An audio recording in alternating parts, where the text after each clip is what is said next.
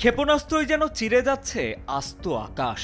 একের পর এক ক্ষেপণাস্ত্রের ঝলকানিতে আলোকিত চারপাশ।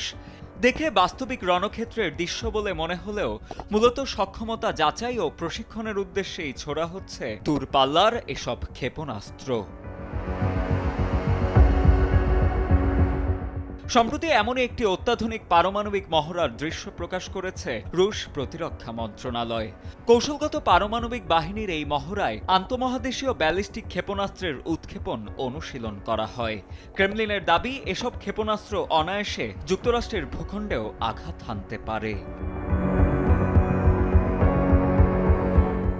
রুশ কর্তৃপক্ষের প্রকাশিত ভিডিওতে দেখা যায়, রুশ সশস্ত্র বাহিনীর প্রধান জেনারেল ভ্যালেরি গেরাসিমভ প্রেসিডেন্ট পুতিনকে মহড়াটি সম্পর্কে রিপোর্ট পেশ করছেন।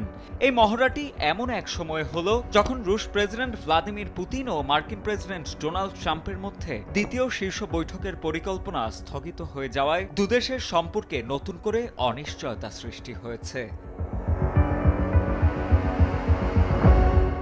সমর বিশ্লেষকদের মতে, ইউক্রেন যুদ্ধের তীব্রতার মধ্যেই মস্কোর এই পারমাণবিক মহড়া পশ্চিমা মিত্রদের প্রতি একটি স্পষ্ট সামরিক বার্তা হিসেবে বিবেচিত হচ্ছে। কারণ ন্যাটো চলতি মাসে অনুরূপ পারমাণবিক প্রতিরোধের মহড়া চালিয়েছে। সাজিদ আনিল, ডেস্ক রিপোর্ট, সময়ের আলো।